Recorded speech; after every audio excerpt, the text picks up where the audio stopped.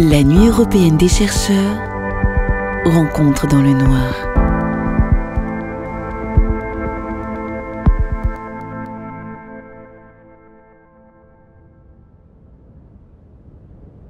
Le ciel s'assombrit. L'atmosphère est de plus en plus lourde et quelques gouttes de pluie commencent à tomber sur les feuilles de litchi. Avant que les nuages menaçants ne cachent le soleil, numéro 357 décolle et vole en direction de la ruche. La voici. La grande caisse en bois surmontée d'un toit métallique gris est juste en bas. 357 amorce son atterrissage et se pose sur la planche d'envol. Devant elle, l'entrée de la ruche. Un énorme gouffre rectangulaire noir qui a l'air d'engloutir toutes les butineuses qui s'y précipitent pour éviter l'averse. L'une d'elles s'approche et communique via un contact antennaire. Il faut se mettre à l'abri. 357 s'engouffre à l'intérieur. L'obscurité est totale. La colonie. 37 802 individus qui s'agitent en permanence. À l'entrée, des abeilles font vibrer leurs 2 paires d'ailes pour ventiler l'énorme cube de bois vivant. 357 s'avance dans la pénombre et grimpe sur l'une des facettes de cire composée de milliers d'alvéoles hexagonales. Elle croise une de ses congénères et lui régurgite le nectar qu'elle a accumulé lors du butinage. Celle-ci se chargera de transformer le liquide floral en précieux miel. 357 s'avance encore plus profondément. Les cellules de cire ne sont plus remplies de réserves, mais d'œufs et de larves. La génération future. C'est ici, au centre, dans le nid à couvain, que la concentration en phéromones de la reine-mère est la plus forte. La reine est la seule capable de pondre. C'est elle qui assure la production de toutes les ouvrières qui peuplent la colonie. 357 ressent la puissante odeur qui fédère toutes ses sœurs. Elle aussi aimerait être le cœur battant de ce super organisme composé de milliers d'individus. Soudain, dans cette atmosphère réconfortante, 357 ressent une odeur inquiétante. Des nourrices émettent des phéromones d'affolement.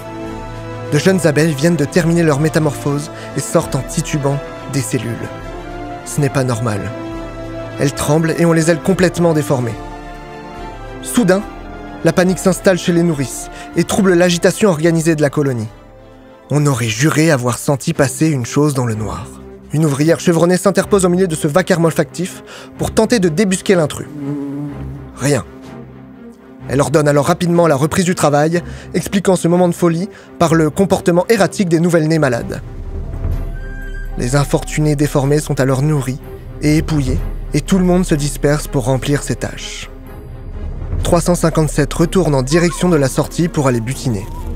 Elle traverse le nid à couvain. De nouvelles abeilles sont sans cesse en train d'émerger. D'ailleurs, parmi elles, une abeille tente de s'extraire de sa cellule. 357 l'aide à découper l'opercule de cire. L'abeille malade se hisse, tant bien que mal, en dehors de son cocon protecteur. C'est aussi une sœur malade. Elle tremble, elle semble si faible. Au même moment, une créature inconnue s'échappe de la cellule. Elle court et se faufile entre les pattes de 357. À peine a-t-elle le temps de réagir que la chose grimpe au niveau de ses sclérites. Les sclérites sont les plaques dures qui composent la cuirasse de son abdomen, mais la créature semble s'y frayer un passage. Elle envoie immédiatement un fort signal de détresse à toutes les abeilles de la colonie. Corps étranger, attaque imminente! Une nuée vrombissante se précipite sur 357. Mais aucune trace d'un ennemi potentiel. Les sœurs arrivées en renfort ne sentent que la présence d'une petite abeille malade et d'une autre complètement hystérique. On se demande ce qui a bien pu arriver à 357. Elle est peut-être devenue malade elle aussi. Le mot passe de proche en proche, les sœurs malades sont contagieuses. Il faut éviter tout contact avec elles. 357 déambule péniblement au sein de la colonie. Tout le monde s'écarte à son passage. Elle est une sorte de spectre maintenant. Comme transcendée par son devoir envers la colonie, elle se dirige vers la sortie, prend son envol, se repère avec le soleil et part en direction d'un site de butinage. 357 se pose sur l'un des spots les plus prisés de toutes les colonies environnantes, un énorme pied de litchi. Une foule d'insectes se précipite sur les petites fleurs gorgées de nectar. On se bouscule, on claque des mandibules, on fait vibrer ses ailes Parfois, on n'hésite même pas à sortir son aiguillon venimeuse pour menacer les habitants des autres colonies. Un petit coin est néanmoins laissé à l'abandon. Parfait, un endroit tranquille. Elle n'a surtout pas envie de croiser d'autres insectes après ce qui vient de lui arriver. Elle commence à s'abreuver quand une abeille s'approche et passe à côté d'elle sans même la remarquer. La vieille butineuse semble être dans un état critique. Elle n'a presque plus de poils et sa cuticule est toute rayée. À y voir de plus près, on observe des créatures brunes au corps ovale qui rampent sur son corps et semblent se nourrir de son sang. L'abeille terrassée ne semble même plus lutter contre les vampires qui l'envahissent. 357 regarde de plus près. Les parasites se déplacent à toute vitesse sur le corps de leur hôte et parfois disparaissent même entre les plaques de son abdomen. C'est alors qu'elle réalise que la chose logée dans son abdomen est sans doute toujours là. Elle n'est pas malade, ni folle. Il y a bien quelque chose qui est sorti de la loge de la jeune abeille malade et qui l'a infestée. Elle attend patiemment que la butineuse termine sa fleur et la suit pour découvrir l'origine de ces suceurs de sang.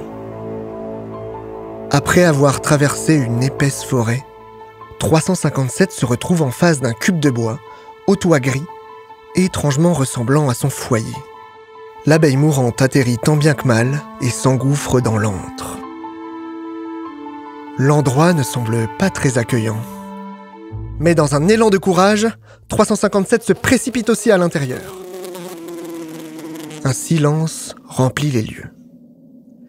La cire des alvéoles est recouverte d'une substance soyeuse et collante. Personne ne s'occupe de la propreté des lieux, apparemment. Ça et là, 357 sent la présence de gros corps flasques qui semblent se mouvoir et gratter la cire. Ce sont des chenilles de faustaigne. Pas de danger immédiat. Ces insectes se nourrissent de cire, de pollen et de miel. Elle en a déjà croisé par le passé. Mais dans une colonie en pleine forme, les abeilles chargées de la sécurité de la colonie éliminent ces intrus rapidement. 357 s'enfonce dans la colonie abandonnée. Elle croise quelques abeilles hagardes qui bourdonnent. Elles agitent leurs ailes pour faire circuler l'air en espérant capter les phéromones caractéristiques de la reine-mère. Il ne semble plus y en avoir, ni même de progéniture. La colonie est morte. Quelques ouvrières tranchent néanmoins avec le décor. Elles ont l'air d'être extrêmement préoccupées par les alvéoles de miel. 357 s'approche de l'une d'entre elles et établit un contact antennaire. Ce n'est pas une ouvrière, c'est une butineuse. Elle aussi a remarqué les abeilles mourantes de cette colonie et a décidé d'en suivre une afin de piller ce qu'il reste de réserve dans la colonie abandonnée.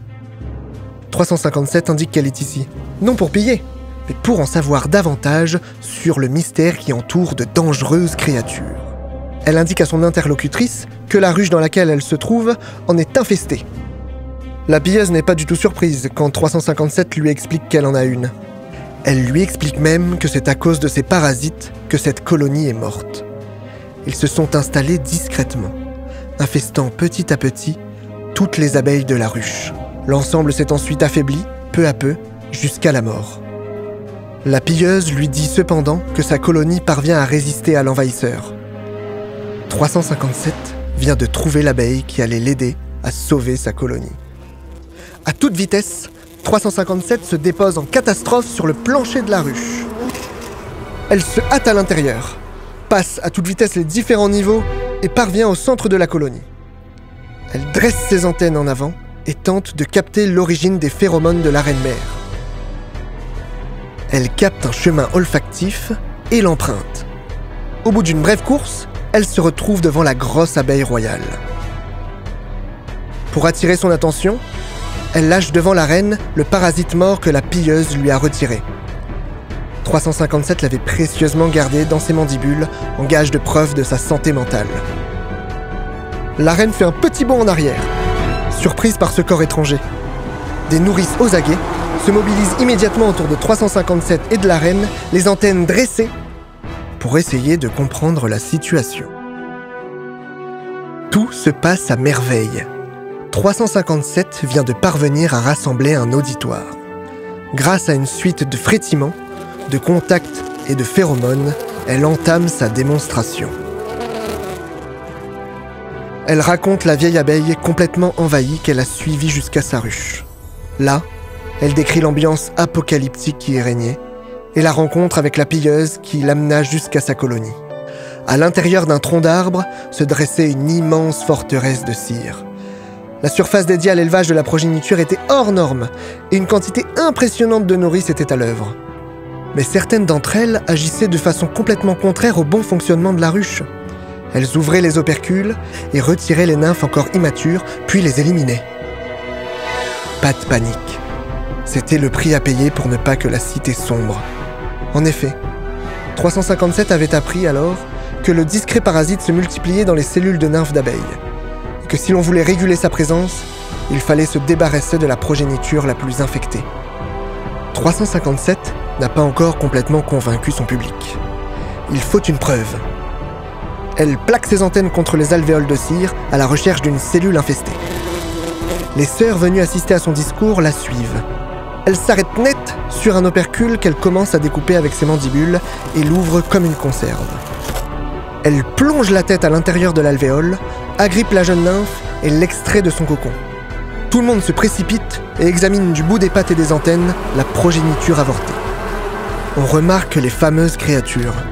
357 n'est ni folle ni malade. Des ouvrières spécialisées sont appelées en renfort pour éliminer la nymphe parasitée. Le sacrifice d'une sœur est compréhensible par toutes les abeilles de la colonie. La colonie est l'organisme et ses ouvrières en sont les cellules.